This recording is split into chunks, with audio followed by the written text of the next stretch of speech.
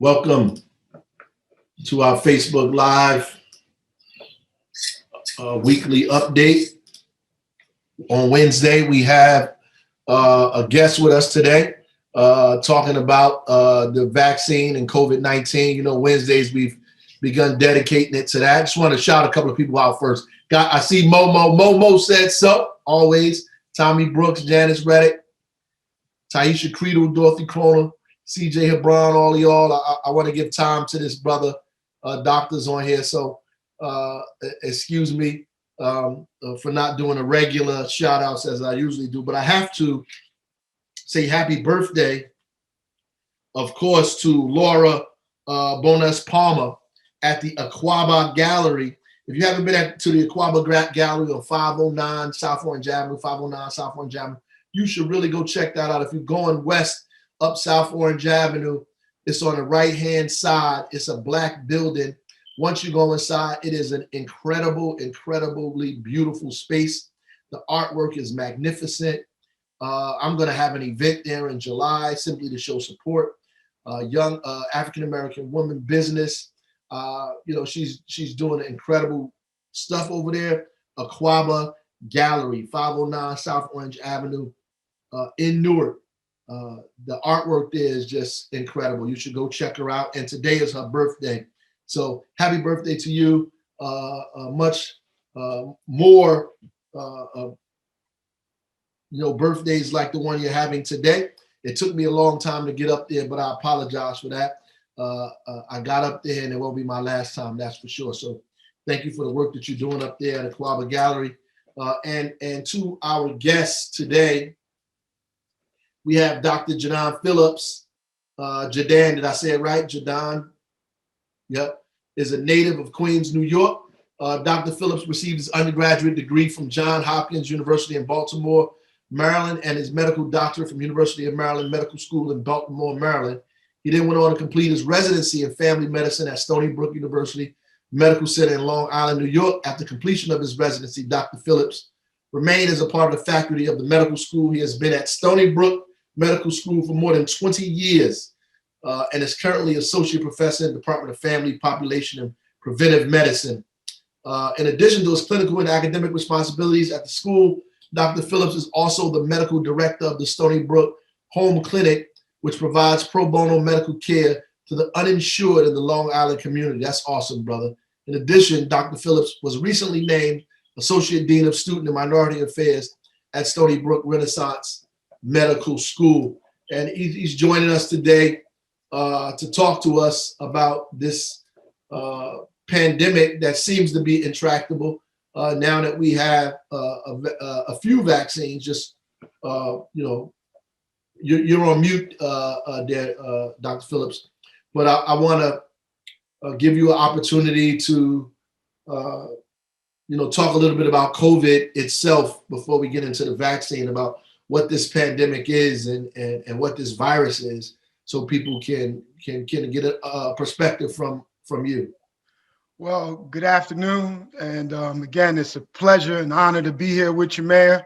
COVID, unfortunately, has been the thing that has exposed that us people in America of color are the low-hanging fruit. As we see areas opening up right now, we're the pawns on the chessboard, because we have seen, unfortunately, a high level of mortality and morbidity because of the significant nature of this virus and because of the historical inequalities that we have been, dealt with in our communities. These have all set us up for the perfect scenario for things to go real bad. And I think, again, this conversation right now is critical because, as you mentioned, there is a tool out here to help us, a couple of them, to help us against what is going on.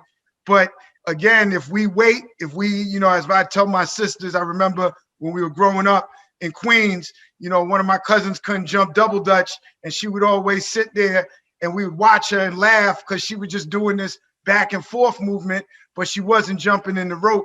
But as we wait and do the double dutch with this decision on vaccination, we unfortunately are allowing COVID and other factors to really continue to make us the heavier hit community with respect to it. with these variants that are out here right now that have a higher level of infectivity, meaning they're much more infectious. They have a greater ability, especially as we look at the weather getting warmer, as we look at spring break upon us.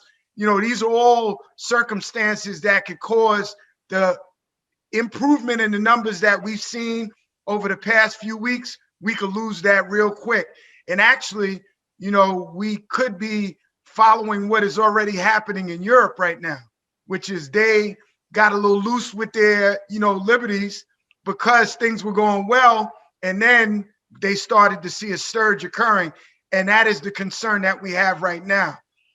So that's the, important why this conversation is critical, because again, as I said, we do have this tool, which is the vaccine.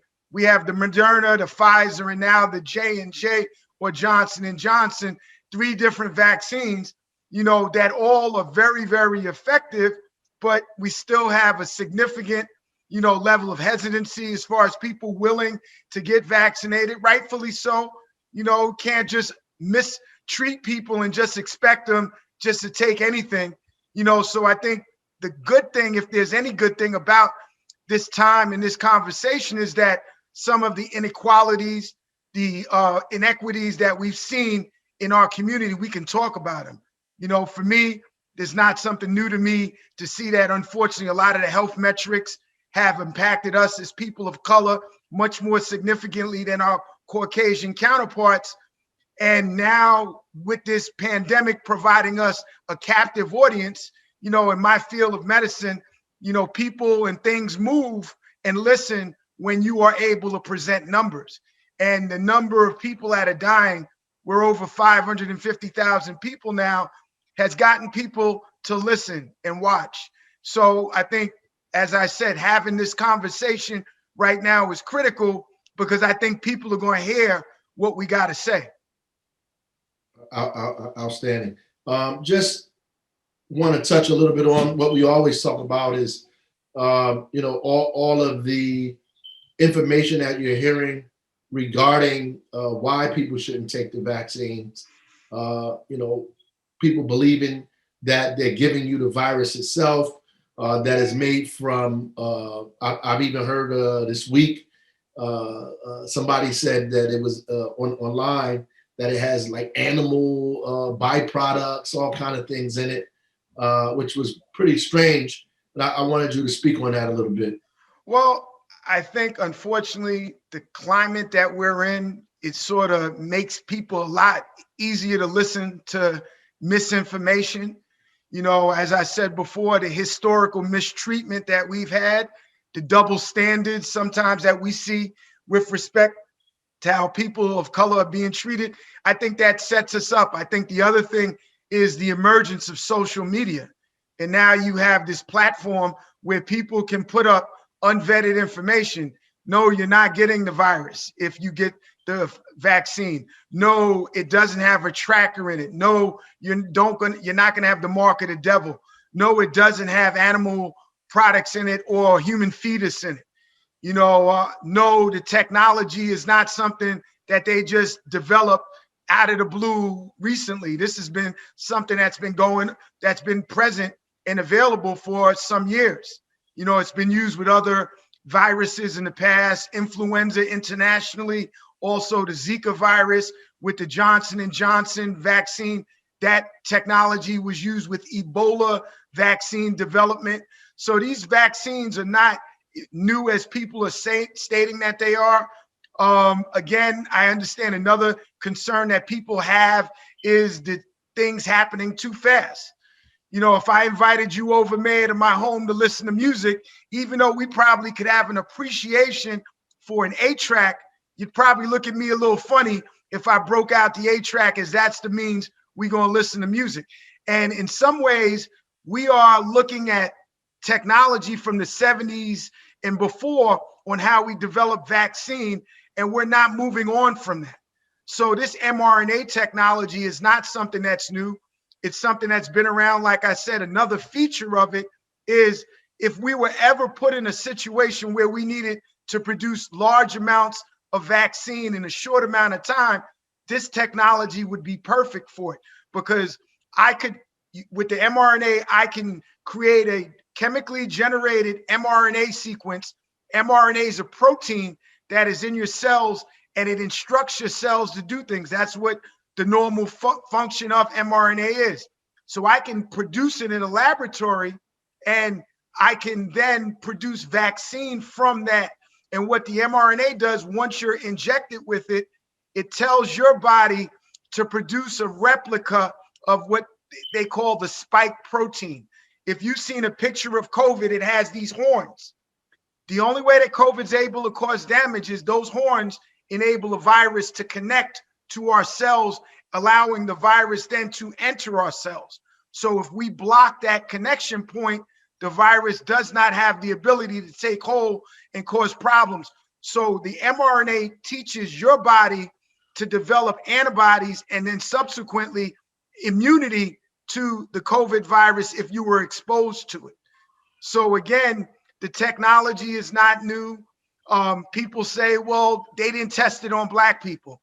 Moderna was about 30,000 people in their trials. Pfizer about 45,000.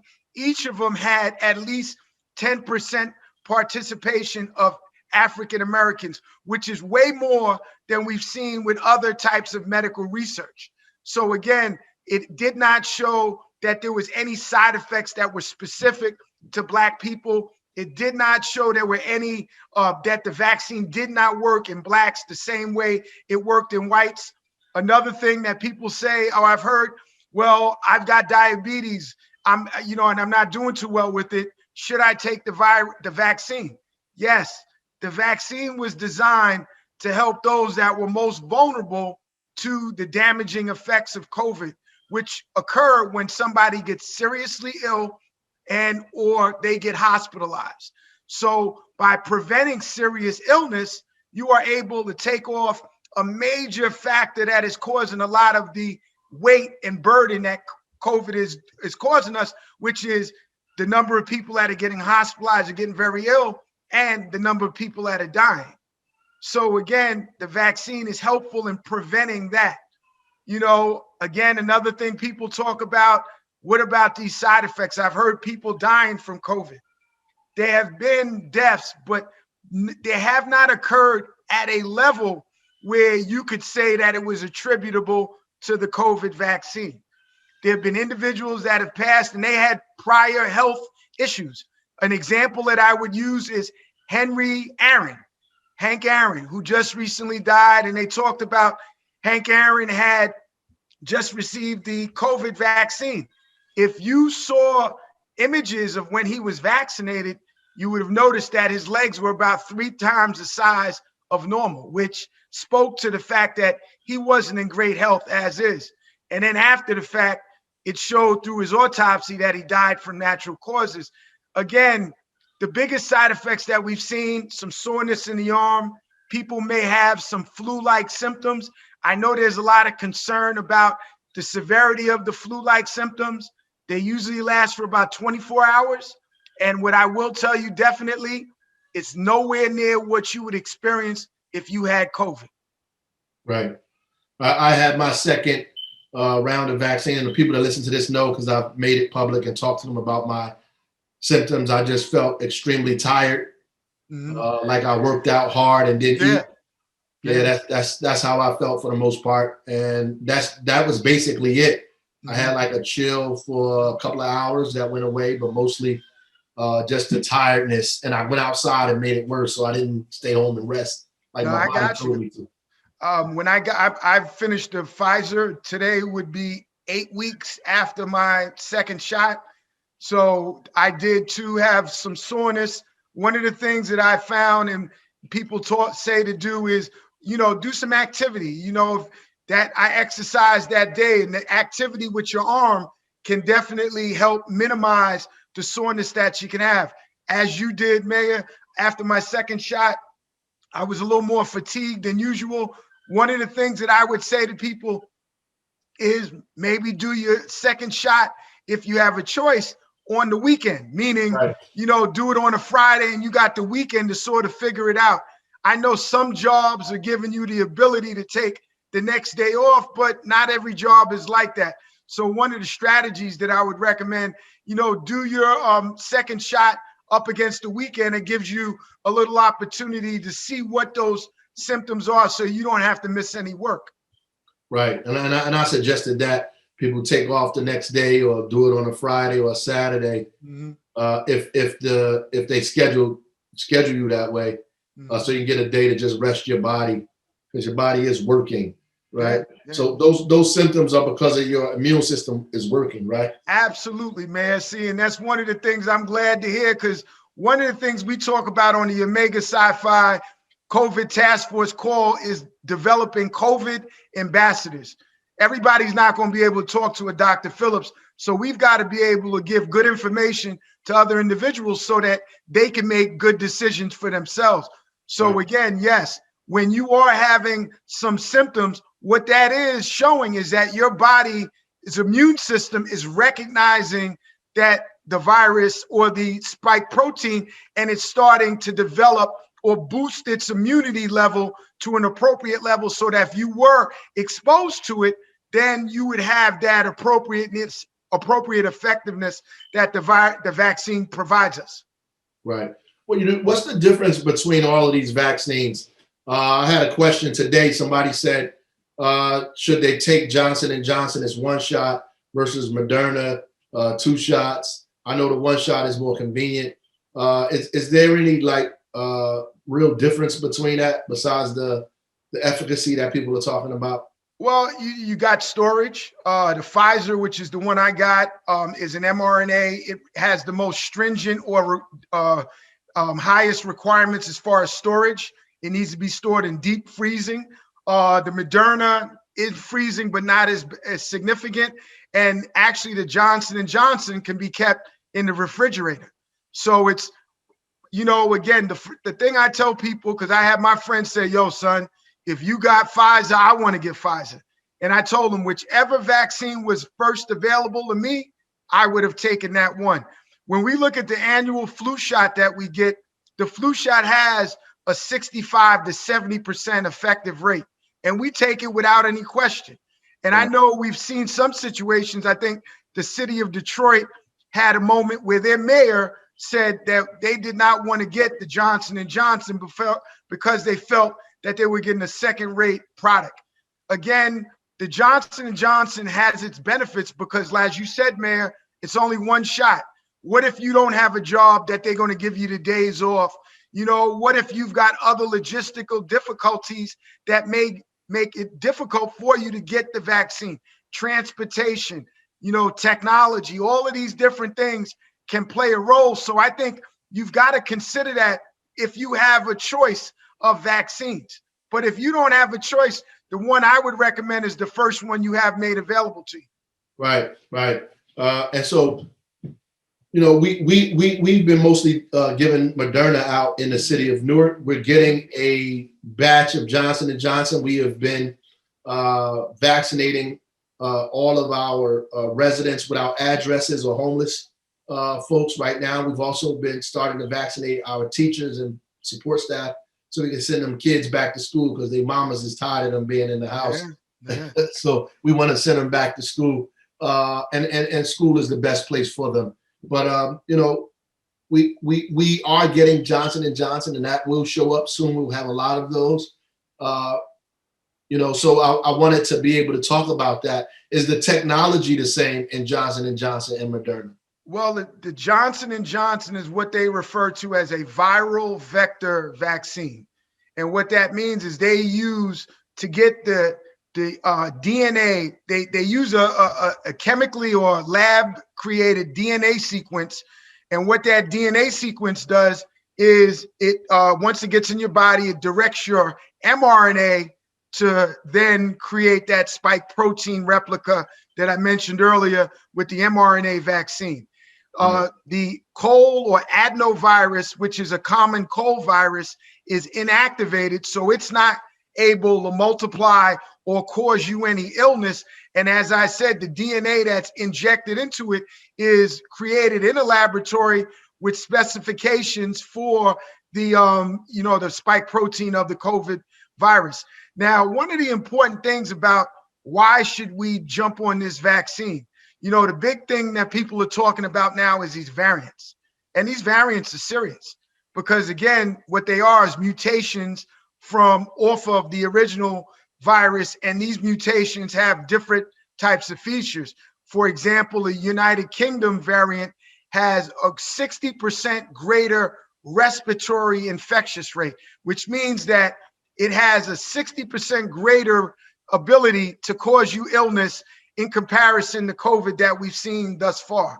That doesn't mean it'll still get you sick, but it's a lot easier for us to get sick with these more infectious variants. And the variants have the stimuli or the reason to mutate as long as we have high levels of virus in the environment. And one of the things that we've seen in the vaccinated is the level of virus in those individuals is lower.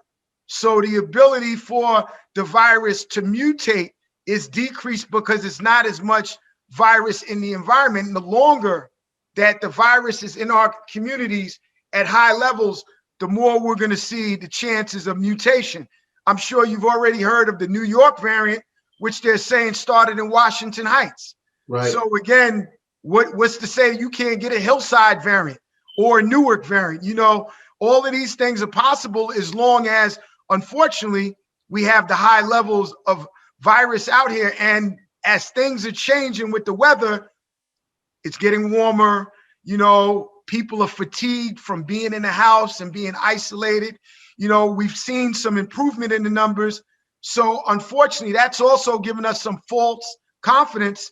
But all we have to look at is what's happening in Europe right now. And if we don't proceed with caution, even though we're seeing improvement, Italy is locking down. And they've already been through a lockdown. They're locking down again. So what's to say that this won't happen to us? And unfortunately, I'm sure you've seen pictures of Florida, just like I've seen pictures of Florida over the past week, which are very concerning as far as, just the lack of masking and the other safety measures, which have been shown to be helpful in limiting the spread of the virus. Right. So I got two more questions. Just one about the herd immunity. When it first started, when I first heard the term, it was coming out of the White House, and those folks were basically saying, let people catch the virus so we can get herd immunity. And that just sounded so bizarre to me. And I just learned after the fact what herd immunity was, scientifically what it meant, and how is that going to be effective in terms of us taking the vaccine? So again, herd immunity is a goal that we have. We heard just the definition of it. You want to see a 75 to 80% of the total population of the United States either have had COVID or be vaccinated. And what that does is it prevents intense spread of the virus amongst us because we have people that can block it because they've been exposed or immunized, and they prevent it from spreading. Right. We're nowhere near herd immunity. Israel actually is, I think they're about 80% of their population is immunized or vaccinated right now. Wow. So they're a lot closer than we are. We are at probably, I think we just went over 10% of the nation's population. Right. And unfortunately, what we are seeing because of vaccine apprehension, because of misinformation, we're seeing that 3 to 4 times more likely that Caucasians get vaccinated than Black and brown people. So the disparities that led to us being more significantly impacted by COVID are carrying over into the vaccination rollout as far as how we're not getting vaccinated. But they've shown in the past week or so that the numbers of Black and brown people that are willing to be vaccinated is increasing. So I think, again, like what I said at the top, efforts like this to have these conversations with the community are playing a positive role in impacting people. Yeah, and I think they're seeing other people doing it. I mean, the seniors in our community are not playing. They're going because Yeah. I would imagine that is because they're just witnessing their friends, especially if they live in senior homes, the amount of people that are just passing away and dying from the virus is astounding. And it probably is scaring them to death and making them want to have security, which is logical. And a vaccine helps that. And I think when you speak of our seniors, you speak to, unfortunately, our most vulnerable. Now, if you look at seniors of color, a lot of times any senior may not have access to technology, but we especially. In addition to that, we may be in situations where we don't have transportation. So, I work also with the New York State Corona Vaccine Equity Task Force. And one of the things that has been said all through the country is bringing the vaccine to the people. I think we saw a story a couple of weeks ago in the Bronx where they took vaccine to the New York City Housing Authority senior facilities and set up right in the lobby. We did one out here in Long Island as well where I participated. I think these are the type of efforts that also have to be utilized, because in addition to dealing with people wanting or not wanting, we've got to also be aware of dealing with the inequities that are preventing people from getting vaccinated as well. Absolutely. And we're doing that here. We've taken the right to the senior buildings. And many of these senior buildings, they've already 70-80% of the population in those buildings itself have already been vaccinated. So at least there's some sense of safety in their building where they are. And we continue to make that happen as well. But you're right. Only in New Jersey, the last time we checked, only 5% of African Americans had actually taken the vaccine, and 4% Latinx community in New Jersey has actually taken any vaccine of any kind whatsoever. So now another group that we need to really start to focus on as we approach, as the president said, May 1st, making it available to all adults, is our young adults. Because the concern is with these more infectious variants is the potential damage that asymptomatic spreaders can cause. And as I mentioned earlier, because we've got the benefit of utilizing what's happened in Israel and seeing, they've shown with the people that have been vaccinated that asymptomatic spreaders, that whole phenomenon is decreasing with the number of people, the younger people, that may not be the ones to get very sick because they don't have the health issues, but they're the ones that can bring it to their moms, they can bring it to their grandmother, they can bring it to their teacher, So again, getting those individuals vaccinated as well is going to play a big role in getting us back to a normal time. I remember going to the house music festival out at Weequahic Park. I wanted to start doing things, downtown Newark, we come listen to music out there. These are all things that are necessary in keeping us all in a smiling, pleasant, happy space.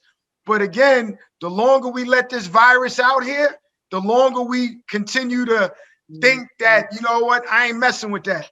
Because the other thing that we got to think about is, how does not being vaccinated affect you? You may not get sick, but you could get your folks sick. And what if you get sick and it messes with your money? If you can't work?